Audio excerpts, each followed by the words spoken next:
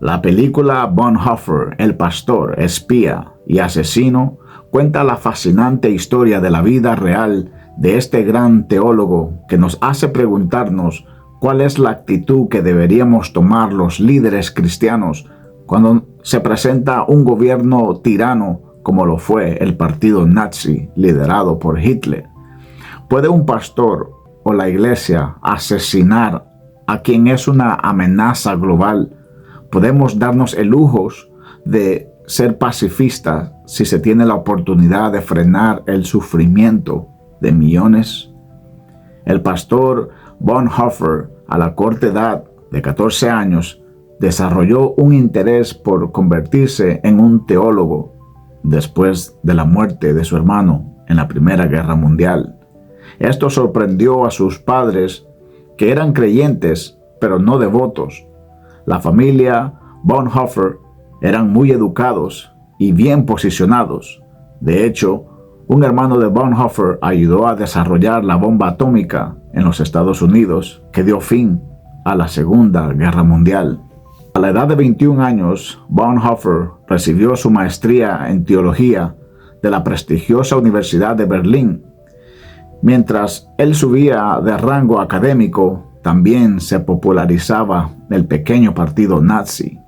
Bonhoeffer viajó a Harlem, New York, donde al parecer tuvo un encuentro con un cristianismo práctico que impactaba a una comunidad que eran maltratados por una sociedad racista.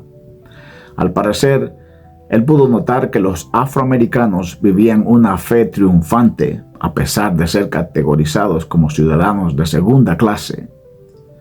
Hasta este momento, él era un simple estudiador del cristianismo, pero no un discípulo de Jesús. Cuando regresó a Alemania, la encontró subyugada por el partido nazi y escribió su mejor libro titulado El precio de ser un discípulo, libro que fue prohibido por el partido nazi. Él regresó con toda la intención de luchar en contra del fascismo que convenció a la iglesia alemana que Hitler era un mal necesario para la sociedad y para establecer la grandeza que Alemania había perdido. En su regreso, él siguió predicando clandestinamente, pero también comenzó a trabajar con una agencia que conspiraba para asesinar a Hitler. Esta agencia casi logra su objetivo, colocando una bomba debajo de la mesa donde estaba el dictador. La bomba detonó, pero Hitler sobrevivió a este atentado. Y esta agencia quedó al descubierto. Encontraron el nombre del pastor en documentos de transferencia de dinero cuando rescató a judíos de campo de concentración. Más de 6,000 agentes de esta agencia fueron condenados a muerte, incluyendo el pastor Bonhoeffer, quien fue llevado a la horca. Semanas después, Hitler terminó con su propia vida y perdió la guerra. Bonhoeffer tiene una estatua entre los más grandes mártires del siglo XX en Inglaterra, y su teología sigue siendo estudiada y analizada por cristianos que buscan respuestas a qué hacer cuando la iglesia es controlada por el Estado y comete atrocidades. A esto, Bonhoeffer dijo estas palabras: el silencio ante el mal en sí mismo es malo. Dios no nos considerará inocentes. No hablar es hablar, no actuar es actuar. Esa es el resumen de la película que acabamos de ver de Bonhoeffer. Muy, muy interesante, muy, muy impactante y para mí ha sido challenging. Jennifer, ¿cuál ha sido su impresión de esta película? Su primera impresión cuando se recuerda de la película. El miedo, esa decisión que tomó Bonhoeffer ante el miedo de perder su vida, el estar desconectado de su familia, el de estar en la cárcel, porque en una parte él huye a Nueva York y se queda allá, pero inmediatamente está como que no, necesito regresar. Entonces siento que él tuvo como un tiempo como de duda, qué es lo que tenía que hacer, o un miedo aún, como que mejor me salgo de esto, pero él sabía que Dios lo había llamado al frente, a estar ahí en medio de todo. Sí, para mí me trajo muchas interrogantes, especialmente qué yo haría en un estado controlador, un estado donde las libertades civiles, las libertades religiosas están siendo evaporizadas, pero lo más interesante de eso, ¿qué haría yo si mis propios colegas pastores se van con el Estado o se vuelven del lado del Estado, se vuelven estadistas, les dicen? Que eso es lo que él vio, y él como una especie de profeta, porque desde muy temprana edad, antes de que el partido nazi llegara al poder, parecía que él y su familia ya tenían estos sentimientos, ya tenían esta premonición de que este fascismo, este culto de la personalidad de Hitler no era algo bueno para la iglesia. Pero miramos que en la película creo que lo expresan muy bien, cómo la iglesia, como es favorecida por el Estado, entonces se venden sus valores al Estado, cambiando o entrecambiando sus valores por acceso o por comodidades en el Estado, o por estar cerca del poder, que para mí no, me pregunto qué haría yo en ese momento, porque es difícil no rechazar el poder, decir, oh, voy a reunir con el presidente, me van a dar cámara, me van a dar una plataforma para predicarle a más personas.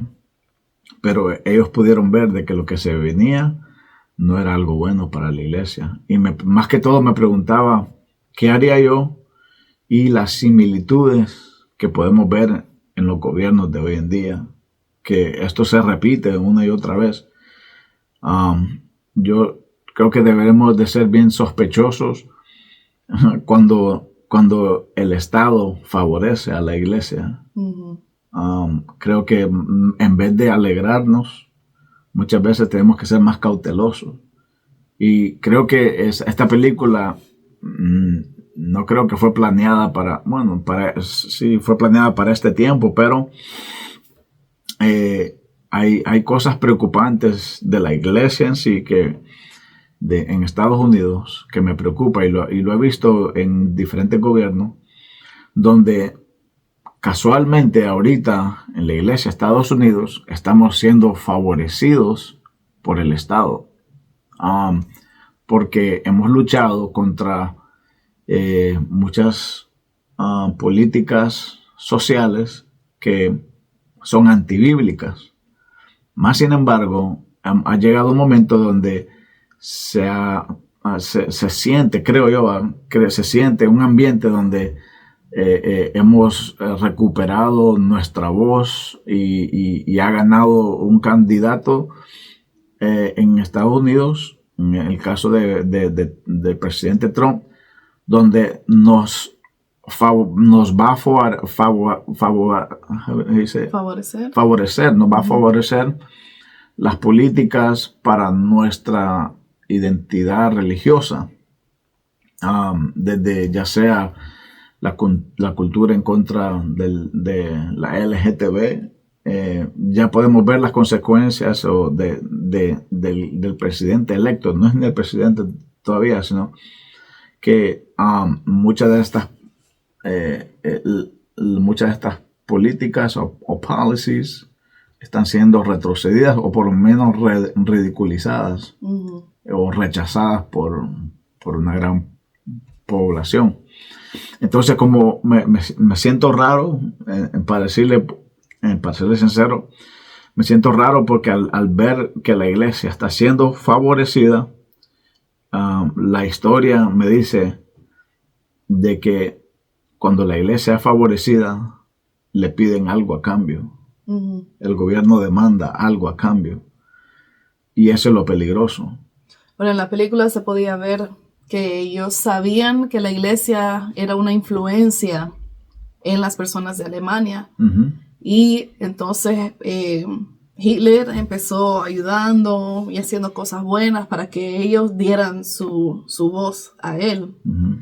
Y poco a poco él comenzó a tomar, como para minimizar el poder de la iglesia uh-huh. sobre las personas. Él se infiltró en la iglesia se dejó infiltrar también. Sí.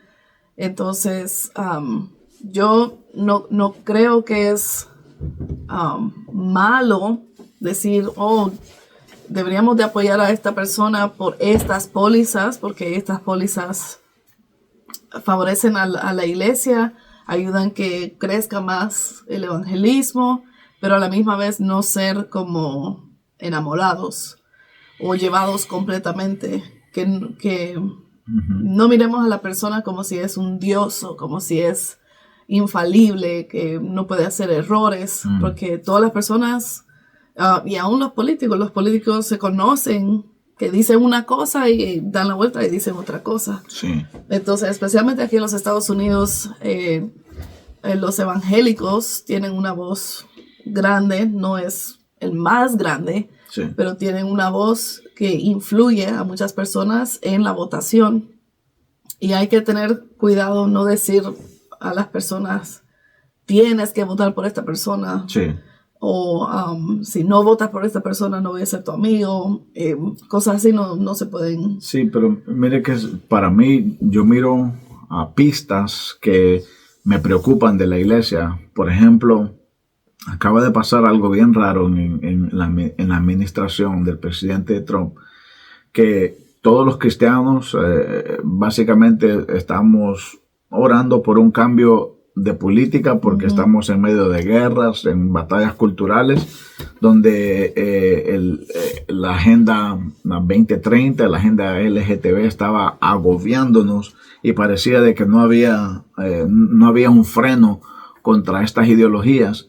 Y de repente, para sorpresa de pocos o de muchos, gana el presidente Trump. Entonces la iglesia celebra, o los que nos oponemos a esta ideología celebran, porque hemos orado para que haya un avivamiento, pero genuino, y se da en forma de la política, donde la gente rechaza esta ideología. De hecho, uno de los anuncios que ayudó ahora, ya cuando están midiendo por qué ganó Trump, ya comienzan a sacar la data uh-huh. de por qué ganó el presidente Trump la presidencia. Ahora sabemos de que un anuncio hizo un gran impacto en la campaña del presidente Trump, y fue un anuncio que él tiró y le tiró millones a este anuncio, donde decía que la vicepresidenta Kamala Harris iba a apoyar a la agenda transexual, y dice él, la vicepresidenta está con ellas, y el presidente Trump está por ti. Entonces, como diciendo, jugando con el lenguaje inclusivo en inglés, ¿verdad? The vice president for they, them, President Trump is for you. Entonces, jugando con el lenguaje inclusivo, diciéndole, nosotros no vamos a usar ese lenguaje inclusivo, nosotros estamos para apoyarte a ti. Entonces, ahora midieron la data del impacto que tuvo ese anuncio, y vieron que ese fue el mejor anuncio de las dos campañas, que atrajo un montón de votos al presidente Trump, una de las indicaciones por las cuales él ganó.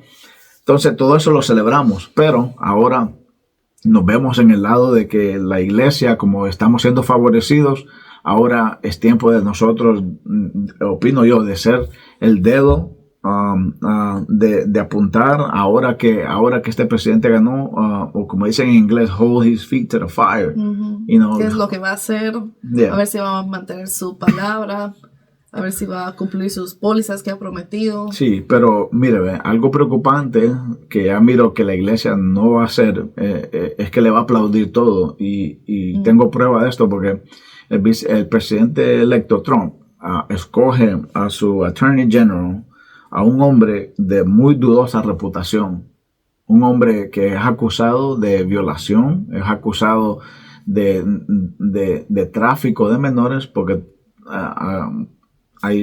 bueno, entonces que la cosa es que son alegaciones, son allegations, no han sido cosas comprobadas, pero la reputación de este personaje ha sido cuestionada no desde ahorita, no por la campaña, sino desde antes. De hecho, él renunció al Senado porque lo estaban investigando y la iglesia se quedó callada. O sea, si nosotros vamos a luchar en contra del abuso de menores, no solo es malo cuando un demócrata, cuando P. Diddy lo hace, también si alguien que se dice ser republicano y es acusado de eso, debe ser investigado y tiene que ser considerado esas acusaciones contra esa persona.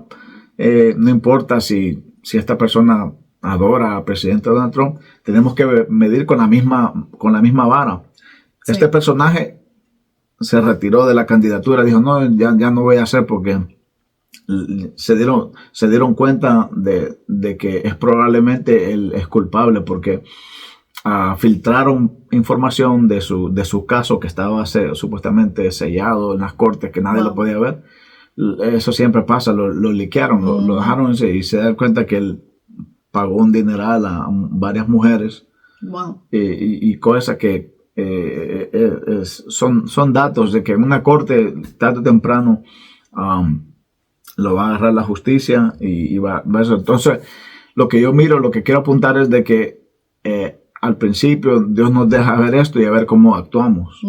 Y miramos de que la iglesia, ningún cristiano, ningún canal conservador dijo, no, ese personaje no lo pongan porque tiene una reputación dudosa. Entonces, ¿dónde está, me entiendes? ¿Dónde está la iglesia? Entonces, por eso, mientras miraba esta película, yo miraba esto y decía, wow, muchos hombres de Dios fueron convencidos por Hitler de que él era un enviado por Dios, porque Romanos capítulo 13 dice que toda autoridad es dada por Dios. Dios pone reyes y Dios quita reyes. Entonces, y se van con esa interpretación tan simplista, y entonces cuando llegan a hacer atrocidades, entonces ahora miran para atrás y entonces nos preguntamos, ¿qué haríamos nosotros? Una de las preguntas que nosotros, más que todo como pastores hispanos, tenemos que preguntar es, ¿cuál va a ser nuestra postura si el presidente Trump hace lo que él dijo que iba a hacer, la deportación de millones de personas indocumentadas en Estados Unidos? Okay, nos vamos como dijeron los pastores que apoyaron a Nazi, Dios así lo quiere, o vamos a tener una postura, decir, esto tal vez no está bien, tal vez no está mal.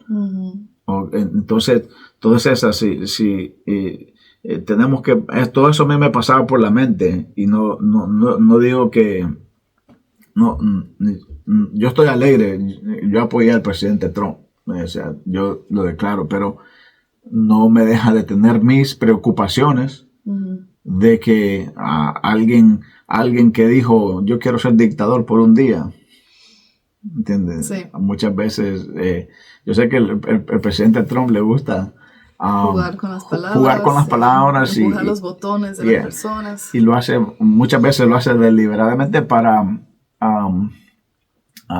hostigar a la oposición. Pero más sin embargo, como cristianos no nos podemos dar el lujo de dormirnos en nuestros laureles y decir, solo era una broma, todo eso lo demás. Porque el surgimiento de Hitler fue de poco a poco. Era un partido muy chiquito, y cuando menos acordaban, ya toda Alemania participaba en quitarle las casas a los judíos. Hay una triste historia donde los judíos celebran el Día de los Cristales Rotos, donde todas sus casas, sus negocios fueron destruidos. Y no solo fueron soldados, fueron vecinos que antes se miraban, que antes, pero todo pasó poquito a poquito y todas sus propiedades se le fueron quitadas. Pero este hombre para mí nos deja una gran lección, porque creo que él luchó con su teología, porque en Alemania se estudiaba bastante la teología. De hecho, era el centro, el núcleo donde se estudiaba la teología. Él era el discípulo del mejor teólogo del siglo XX, Karl Barth.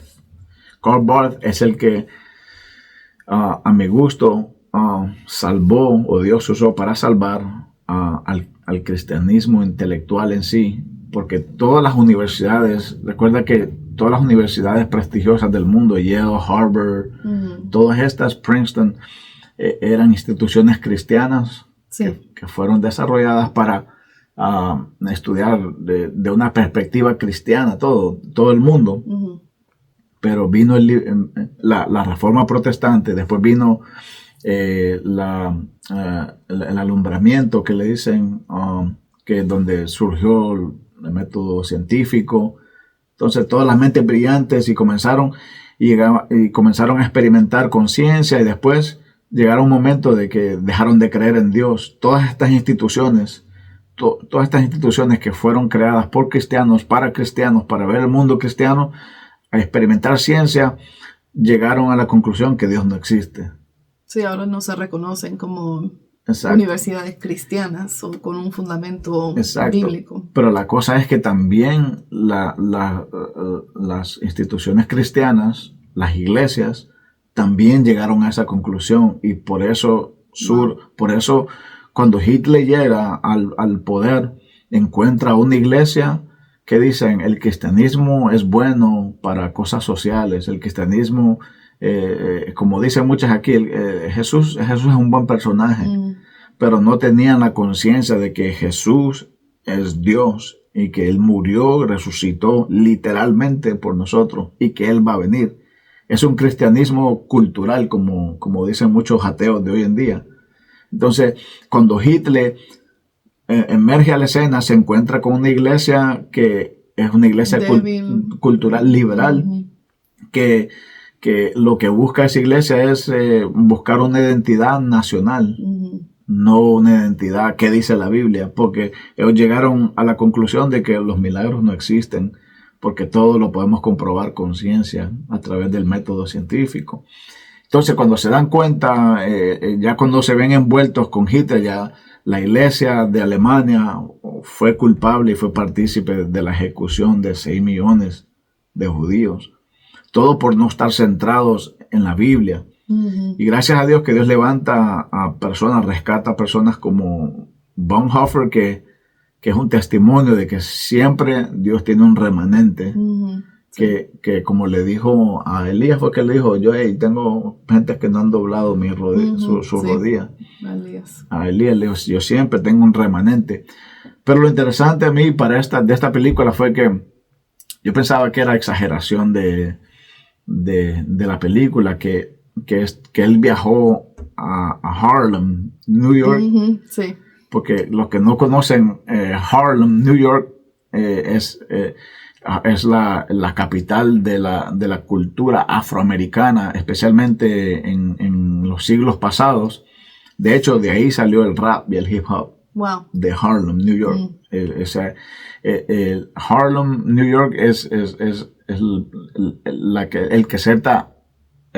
que hace la cultura afroamericana, senta el precedente de la cultura afroamericana en todos Estados Unidos, y miramos que la cultura americana después se esparce a todo el mundo. Entonces de ahí viene la música hip hop, el rap, y todas estas estrellas mundiales salen de ahí, influyentes. Entonces él viaja, Hoffer viaja cuando él terminó sus estudios, su maestría. él viaja a, como decir, voy a conocer al mundo, porque no podía ser pastor todavía, porque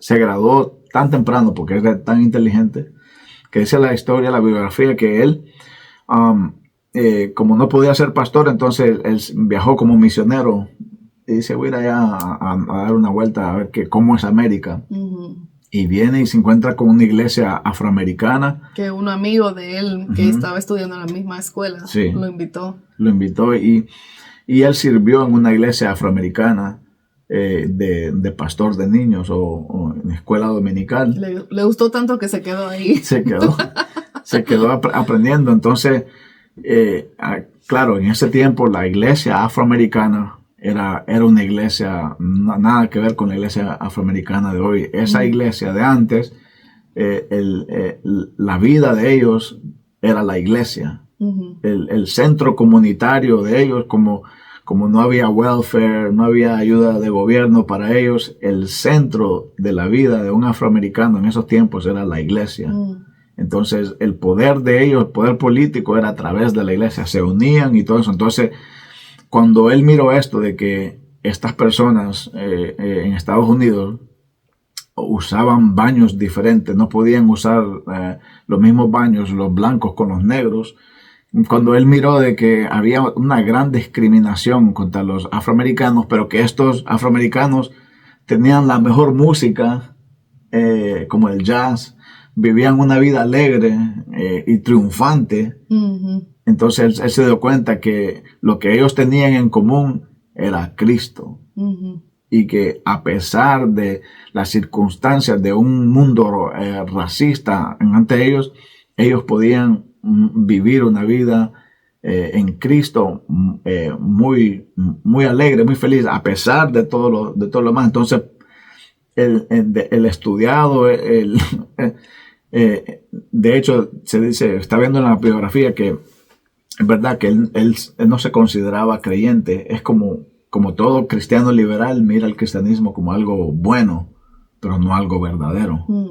Entonces, esa es la teología liberal. Pero cuando él vio que el cristianismo tiene un impacto en la vida de las personas, como los afroamericanos de ese tiempo, entonces se va para Alemania con una nueva perspectiva diciendo, wow, Cristo cambia el sentir de las personas y todo eso.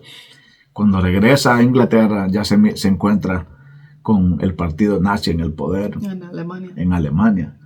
Y miramos de que ahora sí él decide ser parte de esta agencia, que una agencia secreta que estaba infiltrada dentro del partido nazi y el único fin de ellos era asesinar a Hitler para pararlo, y él se prestó para esto. Ese camino de él, aún decidiendo ser teólogo, estudiando la Biblia, siendo educado, conociendo la palabra de Dios, que no se considerara cristiano es una loquera para mí, pero que lo aceptaba como algo social, cultural, muy buena cosa o lo que sea, de mover a eso, ok, hay que vivir como Cristo, y después ir a Alemania y después encontrarse con que sus palabras no eran suficientes, que él sentía que sus palabras, y hablando a las personas que los nazis eran malos y que teníamos que amar a los judíos y todo eso, que no era suficiente, que desde ese punto llegó a pensar que estaba bien, que era ok asesinar a Hitler. Se mira como bastantes saltos que hizo.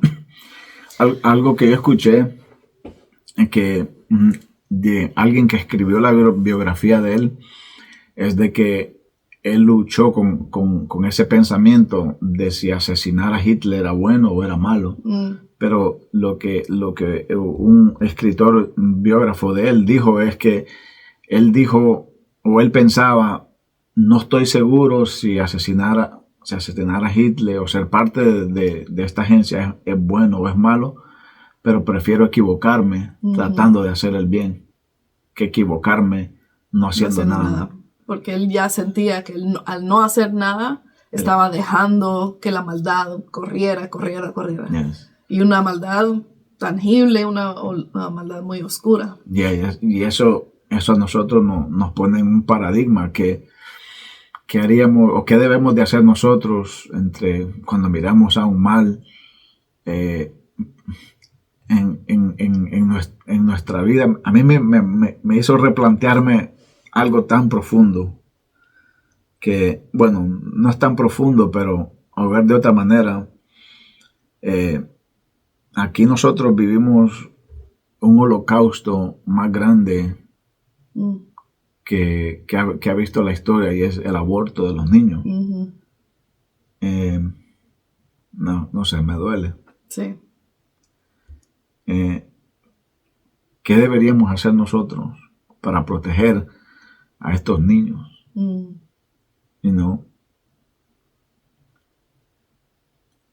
O hasta cuánto nosotros tenemos la libertad de defender a estos niños de esta sociedad tan malévola que no mira el valor de la vida de un bebé en el vientre de su madre. Sí. Y eso me recordó a no juzgar a tanto aquel hombre que en Oklahoma se sintió lo mismo que sintió Bonhoeffer.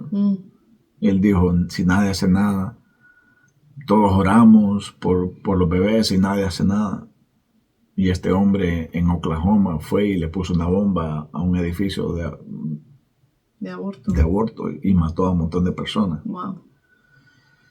En el caso de Bonhoeffer, él sí miraba que si matando a Hitler se venía abajo todo el partido nazi.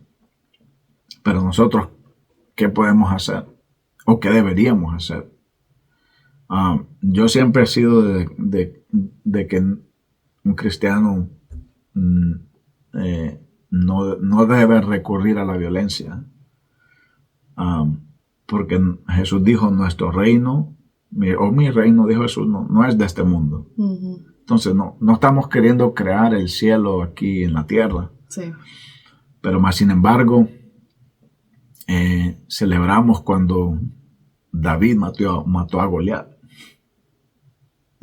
Celebramos cuando Dios le entrega la victoria a Israel, pero fue una matanza que tuvieron que pasar. Entonces, es un paradigma que nos encontramos nosotros, ya sea con nuestros hermanos indocumentados aquí en Estados Unidos que están pasando por miedo, y por los niños que son abortados. ¿Qué podemos hacer nosotros? Y esto es un paradigma que creo que en la iglesia tenemos que estar bien claros, porque vivimos en el mejor etapa para ser cristianos, porque tenemos tantas libertades, pero tarde o temprano se va a levantar un fascista, un totalitario. De hecho, eso es lo que pasó en Rusia. Rusia era el punto de lanza del comunismo.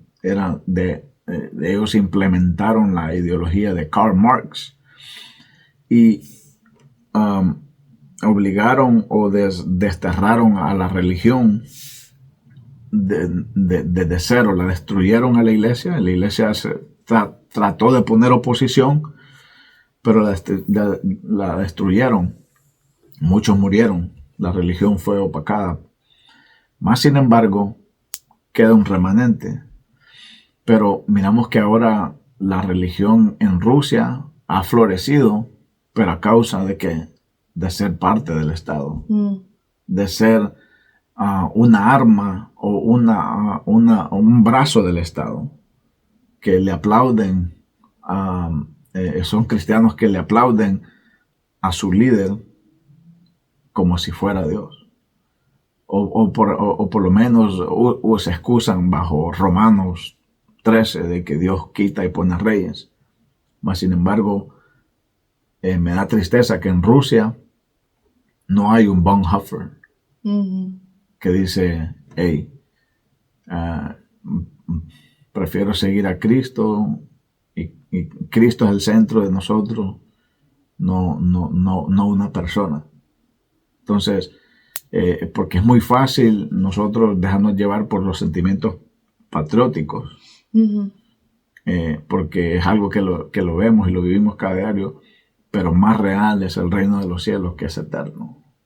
Y para mí, no sé, para concluir, la película me gustó. Quiero leer el libro de Bonhoeffer, el que escribió el costo del discipulado, o qué es lo que significa ser un discípulo. Hay que pensar esto, que Bonhoeffer viene de Alemania. Martín Lutero de la Reforma es alemán. También. Pero él se fue como casi en contra de Lutero, porque Lutero predicaba salvos por gracia. Entonces, cuando personas se vuelven muy, muy salvos por gracia, dejan las obras por aparte. Inevitablemente, si te predican gracia, sí. Entonces Bonhoeffer viene a hacer un balance donde dice, esa es gracia barata, esa sí le llamó, y comenzó a predicar que tenemos que ser una iglesia que actúa, especialmente cuando se presenta un mal, tenemos que actuar. Entonces Bonhoeffer como que dio el balance de Lutero, diciendo, sí, la fe sin obras es muerta, tenemos que actuar. Y eso es algo que yo vi de Bonhoeffer, que él nunca, aún hablando de que él estaba hablando con otras personas de qué podían hacer para asesinar a Hitler, él mismo no mató a nadie en ningún tiempo de su vida, y más bien él dio su vida porque murió como mártir por lo que él predicaba. Él se levantaba y hablaba en contra de los males sin temor, salvaba a los judíos, él puso en riesgo su vida. Y aunque él pensó en eso, ok, puede ser que tenemos que matar a Hitler, y estuvo en la organización que estaba decidiendo esas cosas, pero aún así él no llegó a ese punto, a tener que matar a alguien. Y me acuerdo, una de las personas que fueron impactadas, lo mencionaron un poco en la película, pero en la biografía de Bonhoeffer, hablan de que uno de los soldados fue muy impactado al ver cómo él murió y cómo dio su sermón antes de morir, antes de ir a la horca. Esa escena me quebró a mí. Sí, entonces aún así, con todo eso, él vivió una vida como Cristo. Sí. Nunca fue a la violencia, pero él realmente dijo, hay que vivir como Cristo quiere que vivamos, hay que ponernos en riesgo de nuestra vida, no importarnos qué. Sí. Y así fue, como dices, un balance de no solamente fe, pero actuarlo, sí, pero no forma violenta. Sí, al final miramos que él estaba dispuesto a hacer lo que sea, pero él estaba dispuesto más que todo a morir. Por Cristo, por la causa, sí, por salvar la representación de la iglesia. Y otra cosa que enseña en la película, que también dice que impactó a Martin Luther King, de aquí de Estados Unidos, le copió varias cosas. Habían varias frases en la película que salían que él decía, y era como ¡pum! Y sí, todos ¡oh! ¡Qué hasta llegamos a los jóvenes, y una de las partes que los jóvenes pusieron atención es que cuando él regresa a Alemania, le dan para que él predique, y ese último sermón y la iglesia está llena de nazis. De nazis uniformados. Uniformados. En las primeras filas. Y él comienza diciendo, hipócritas, víboras, sepulcros blanqueados. Esa es la introducción del sermón, y les comienza a decir que básicamente les da el sermón de que nosotros seguimos a Cristo, y no puede ser reemplazado por ningún líder mundial. Y eso, ahí fue cuando comenzó la persecución. Con esas palabras, yo sé, Buenísima película. Le recomiendo que mire la película, está buena y nos enseña mucho y nos hace reflexionar. Y le pregunto a ustedes, ¿qué harían ustedes si pudieran tomar acciones contra un mal tan grande como Hitler, como cristianos? ¿Tenemos el deber de actuar o dejamos que Dios actúe?